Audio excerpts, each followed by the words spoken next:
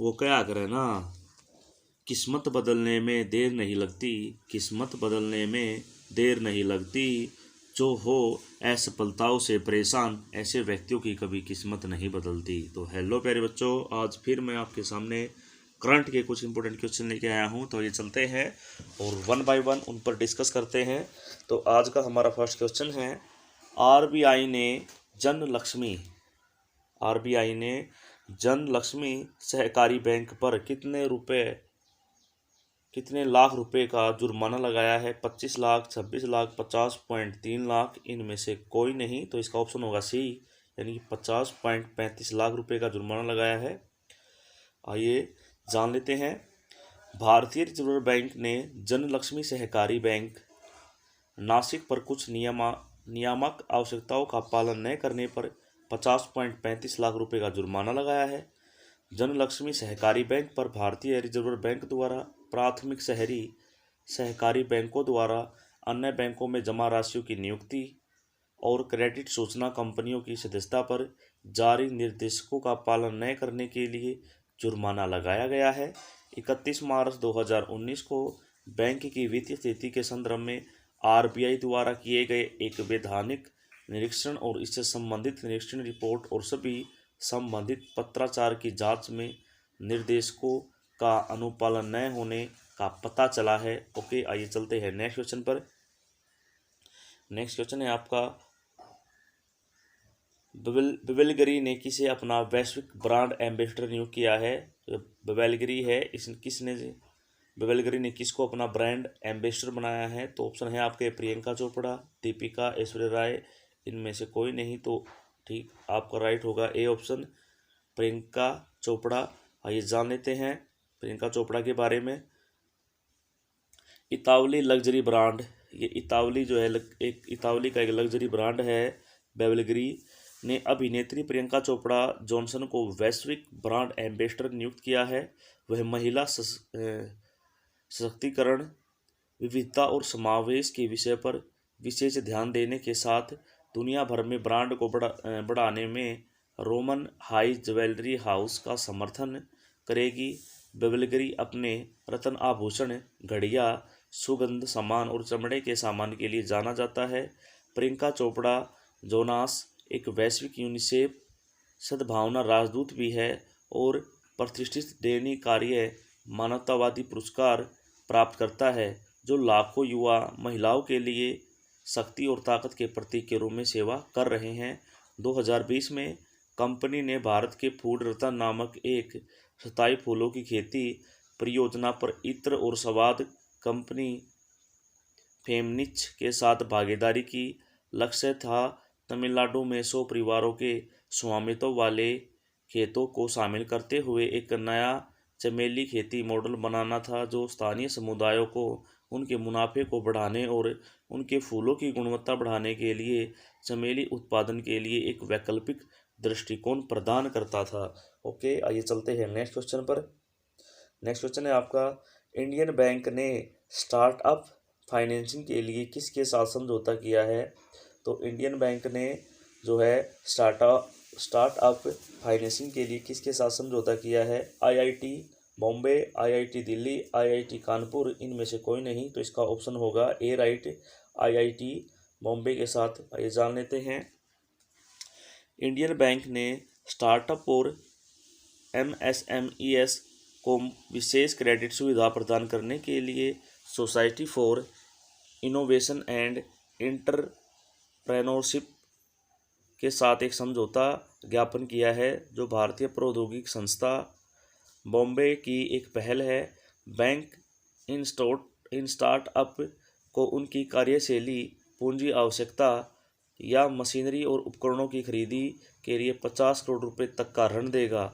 जैसा कि नाम से पता चलता है, यह पहला जो बैंक और आईआईटी बॉम्बे दोनों के लिए पारंपरिक रूप से लाभकारी है, स्टार्टअप के लिए उनकी महत्वाकांक्षाओं को साकार करने के लिए स्प्रिंग बोर्ड होगी। अब जान लेते हैं सिन के बारे में। सिन आईआईटी बॉम्बे उद्योग के साथ संयुक्त R&D स्थापित करने और स्टार्ट अप इनक्यूबेशन का समर्थन करने में अग्रणीय हैं। चीन आईआईटी बॉम्बे संयुक्त अनुसंधान और विकास व्यवस्था और उच्च अंत प्रौद्योगिकी उत्पादन के उष्मायन और त्वरण के लिए तकनीकी और वित्तीय सहायता प्रदान करेंगे। एमएसएमई क्षेत्र को सहायता प्रदान करता है। आप जान लेते हैं इंडियन बैंक का मुख्यालय है भाई चेन्नई। इंडियन बैंक के सीईओ है पद्माजा चंद्रू और इंडियन बैंक की स्थापना हुई थी 1907 के अंदर। ओके, चलते हैं नेक्स्ट क्वेश्चन पर। नेक्स्ट क्वेश्चन है आपका Operation Blue Freedom. Operation Blue Freedom special force veteran की टीम किस देश से संबंधित है? तो ऑपरेशन ब्लू फ्रीडम जो ये है किस देश की टीम से संबंधित है? भारत, श्रीलंका, अमेरिका, इनमें से कोई नहीं। तो इसका ऑप्शन होगा ए भारत से संबंधित है। आइए जान लेते हैं। भारत सरकार ने सियाचिन ग्लेशियर पर चढ़ाई करने के लिए विकलांग लोगों की एक टीम का नेतृत्व करने के लिए टीम क्लैव को प्रतिबंध दिए है। यह विकलांग लोगों की सबसे बड़ी टीम के लिए एक नया विश्व रिकॉर्ड होगा। यह अभियान ऑपरेशन ब्लू फ्रीडम के तहत चलाया जा रहा है। इसका उद्देश्य विकलांग लोगों से जुड़ी दया, दान और अक्षमता की आम धारणाओं को तोड़ना है और इसे गरिमा, स्वतंत्रता और अक्षमता के लिए फिर से बनाना है। अब ऑपरेशन ब्लू फ्रीडम क्या है उसके बारे में जान लेते हैं। ऑपरेशन ब्लू फ्रीडम 2019 में क्ले ग्लोब द्वारा शुरू किया गया था, जो भारतीय सेना और भारतीय नौसेना के पूर्व विशेष बल संचालकों की एक टीम है।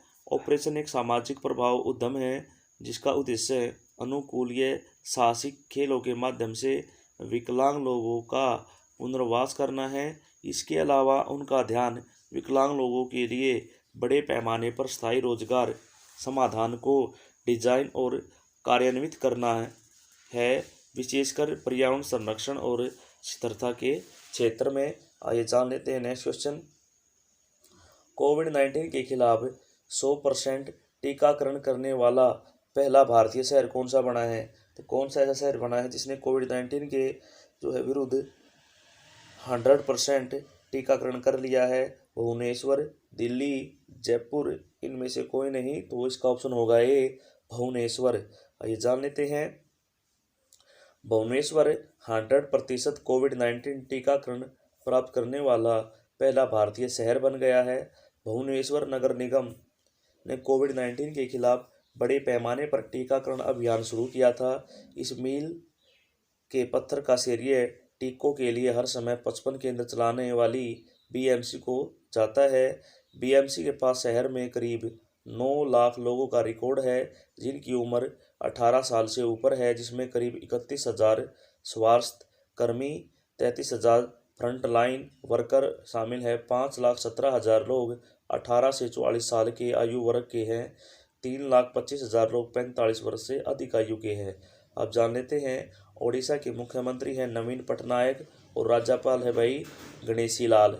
ओके, चलते हैं नेक्स्ट क्वेश्चन पर। नेक्स्ट क्वेश्चन है हमारा मार्सेल जैकबस ने जीता टोक्यो ओलंपिक 2020 में पुरुषों की 100 मीटर स्पर्धा में स्वर्ण पदक। उनका संबंध किस देश से है? जो मार्सेल जैकबस है उन्होंने जो है 100 मीटर स्पर्धा में स्वर्ण पदक जीता है। तो उनका संबंध किस देश से है भाई? इटली, अमेरिका, भारत, इनमें से कोई नहीं। तो इसका जो संबंध हो किससे है भाई? इटली से है। आइए जान लेते हैं। इटली के लेमंट मार्सेल जैकबस ने पुरुषों के 100 मीटर में एक चौंकाने वाले ओलंपिक स्वर्ण का दावा करने के लिए असामान्य संदिग्ध के क्षेत्र को पीछे छोड़ दिया है, जिससे सेवानिवृत्त जमैका स्टार उसेन बोल्ट की ब्लू रिबन इवेंट पर 13 साल की पकड़ टूट गई है। अमेरिकी फ्रेड कर्ली ने 9.84 के व्यक्तिगत सर्वश्रेष्ठ में रजत पदक जीता है, जिसमें कनाडा के आंद्रे डे ग्रास ने 2016 के अपने कांस्य को 9.89 में दोहराया, जो एक नया सर्वश्रेष्ठ भी था। अब महिला वर्ग में बात कर लेते हैं।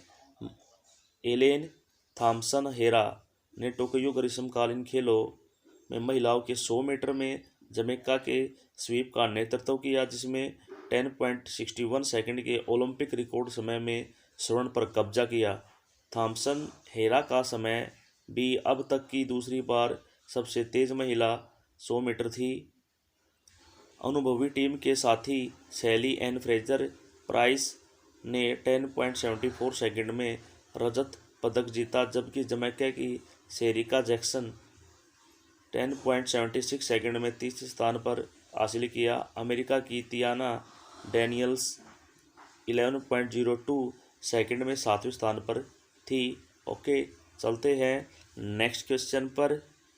नेक्स्ट क्वेश्चन है हमारा, अलेक्जेंडर जेवरीव ने टोक्यो ओलंपिक 2020 में पुरुष एकल टेनिस में स्वर्ण पदक जीता। उनका संबंध किस देश से है? अलेक्जेंडर जेवरीव। तो इनका संबंध किससे है? जर्मनी, इटली, अमेरिका, इनमें से कोई नहीं। तो इनका संबंध है ऑप्शन ए जर्मनी से। आइए जान लेते हैं। जर्मनी के अलेक्जेंडर जेवरीव ने रूस के कारेन खचानोवो को 6-3, 6-1 से हराकर टोक्यो ओलंपिक में पुरुष एकल का स्वर्ण पदक जीता। वह एकल ओलंपिक स्वर्ण जीतने वाले पहले जर्मन व्यक्ति बने हैं। ओके, 24 वर्षीय जिसने अभी तक एक ग्रैंड स्लैम खिताब नहीं जीता है। 1 घंटे और 19 मिनट की एक्सप्रेस प्रतियोगिता में एक एकल ओलंपिक स्वर्ण जीतने वाले पहले जर्मनी व्यक्ति बनने के लिए शानदार फॉर्म में थे। 1988 के सियोल ओलंपिक में स्टेफी ग्रोफ की उपलब्धि से मेल खाते हुए जेवरीव ओलंपिक एकल स्वर्ण जीतने वाले केवल दूसरे जर्मन जो है बने हैं। आइए चलते हैं नेक्स्ट क्वेश्चन पर। नेक्स्ट क्वेश्चन है आपका, फुटबॉल में कौन कैफ गोल्ड कप किसने जीता है? जो कौन कैफ कप है वो किसने जीता है? श्रीलंका, अमेरिका, भारत, इनमें से कोई नहीं। तो आपका राइट होगा भाई अमेरिका ने। जो फुटबॉल में कौन कैफ कप है वो किसने जीता है? अमेरिका ने जीता है। आइए जान लेते हैं। संयुक्त राज्य अमेरिका ने 7वें कौन कैफ गोल्ड कप का दावा करने के लिए गत चैंपियन मैक्सिको पर 1-0 की अतिरिक्त समय की जीत हासिल की। अतिरिक्त समय में सिर्फ 3 मिनट बचे थे जब अमेरिकी डिफेंडर कैलिनी एकोस्टा ने मैक्सिकन गोलकीपर अल्फ्रेडो तलवेरा को क्रॉस करते हुए गोल किया। 2007 के बाद अमेरिकी टीम का पहला गोल्ड कप खिताब था और 2019 के फाइनल में मैक्सिको से मिली हार का बदला लिया है। मैक्सिको के हेक्टर हरेरा टूर्नामेंट के सर्वश्रेष्ठ खिलाड़ी थे।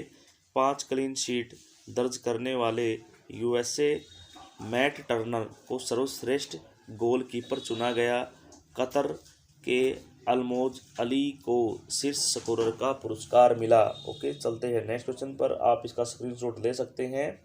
चलते हैं नेक्स्ट क्वेश्चन पर।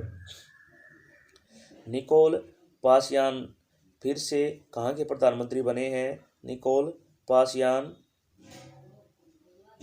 कहाँ के जो है प्रधानमंत्री बने हैं? ऑप्शन है आपके यूके, तंजानिया, आर्मेनिया, इनमें से कोई नहीं। तो 9 का राइट होगा भाई सी, आर्मेनिया के। आइए जान लेते हैं। अगस्त 2021 को निकोल पासियान राष्ट्रपति आर्मेन सरकिशियन द्वारा फिर से अमोनिया के प्रधानमंत्री पद पर नियुक्त किए गए हैं।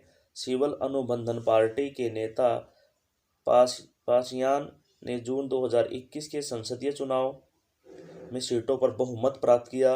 46 साल के पासियान को पहली बार 2018 में प्रधानमंत्री के रूप में नियुक्त किया गया था। अब जान लेते हैं।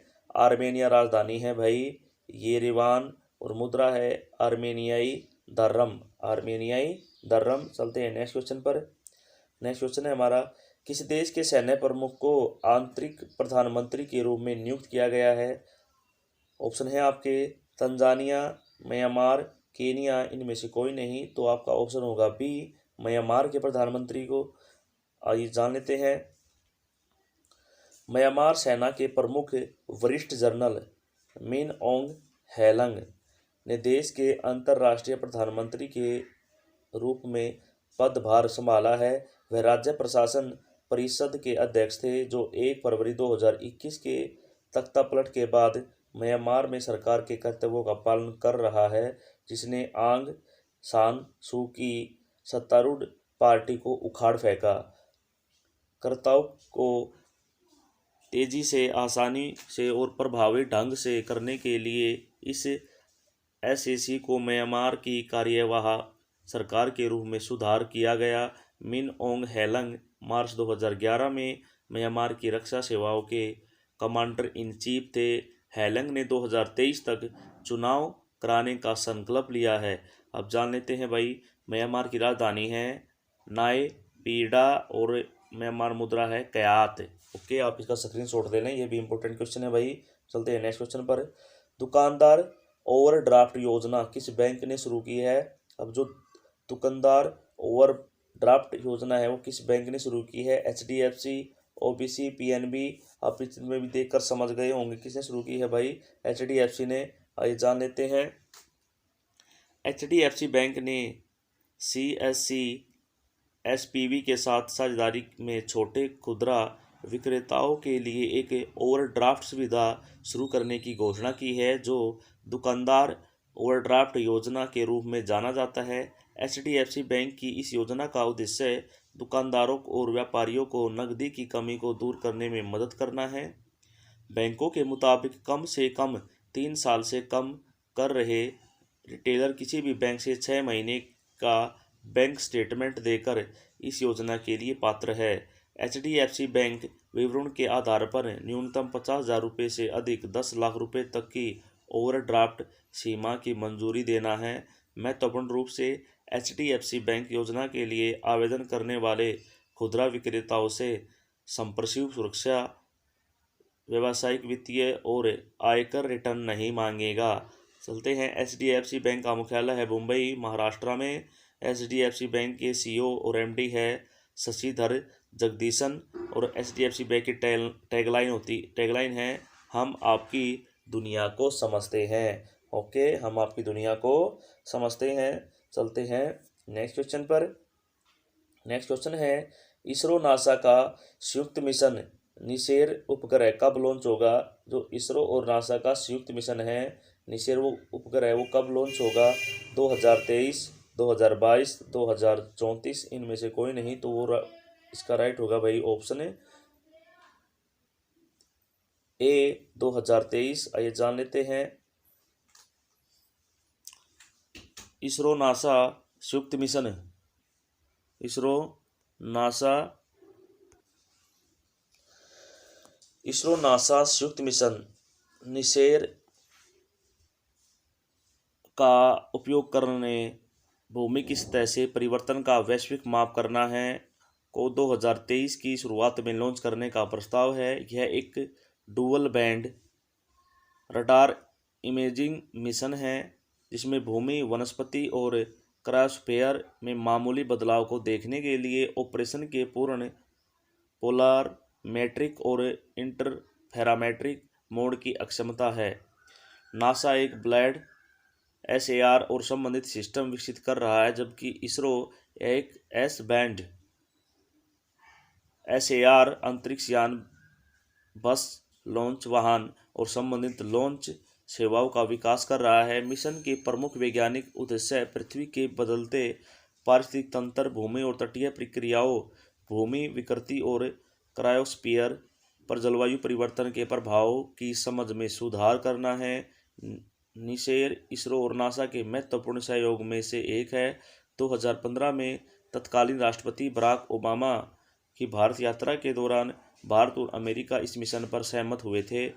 अब जानते हैं इसरो के अध्यक्ष है के सिवन। इसरो का मुख्यालय है भाई बेंगलुरु, कर्नाटका। इसरो की स्थापना हुई थी 15 अगस्त 1969 में। नासा प्रशासक है बिल नेल्सन। नासा का मुख्यालय है वाशिंगटन DC, संयुक्त राज्य अमेरिका। नासा स्थापना हुई थी 1 अक्टूबर 1958 में। ओके, चलते हैं 1958 में। ओके, चलते हैं नेक्स्ट क्वेश्चन पर। ये हमारा आज का लास्ट क्वेश्चन है। योनो के लिए सिम बाइंडिंग फीचर किसने लॉन्च किया है? SBI, OBC, PNB, इनमें से कोई नहीं, तो राइट होगा भाई आपका SBI। ओके, चलते हैं, जान लेते हैं। भारत के सबसे बड़े ऋणदाता भारतीय स्टेट बैंक ने ग्राहकों को विभिन्न डिजिटल धोखाधड़ी से बचाने के लिए अपने योनो और योनो लाइट ऐप के लिए सिम बाइंडिंग नामक एक नई और उन्नत सुरक्षा सुविधा शुरू की है। नई सिम बाइंडिंग फीचर के तहत यूनो और यूनो लाइफ ऐप केवल उन्हीं डिवाइस पर काम करेंगे जिनके मोबाइल नंबर की सिम बैंक में रजिस्टर है। प्लेटफॉर्म के नए संस्करण का मुख्य उद्देश्य ग्राहकों को बेहतर सुरक्षा प्रदान करना है और उन्हें सुविधाजनक और सुरक्षित ऑनलाइन बैंकिंग अनुभव प्रदान करना है। अब जान लेते हैं भाई कि नई सेवा का लाभ कैसे उठाए। बढ़ी हुई सुरक्षा सुविधाओं के साथ योनो और योनो लाइट के नए संस्करण तक पहुंच प्राप्त करने के लिए एसबीआई ग्राहकों को अपने मोबाइल ऐप को अपडेट करना होगा। उपयोगकर्ताओं को इन ऐप पर एक मुफ्त पंजीकरण प्रक्रिया को पूरा करना होगा, जहां बैंक ऋणदाताओं के साथ पंजीकृत मोबाइल नंबर के सिम को सत्यापित करेगा। ग्राहकों को इस डिवाइस के साथ खुद को पंजीकृत करना होगा जिसमें पंजीकृत संपर्क नंबर का सिम है। अब जान लेते हैं एसबीआई अध्यक्ष है दिनेश कुमार खारा। एसबीआई का मुख्यालय है मुंबई और एसबीआई की स्थापना हुई थी 1 जुलाई 1955 में। ओके, ये तो थे आपके कुछ इंपॉर्टेंट क्वेश्चन। तो प्यारे बच्चों, क्वेश्चन कैसे थे आप हमें कमेंट बॉक्स में ज़रूर बताएं।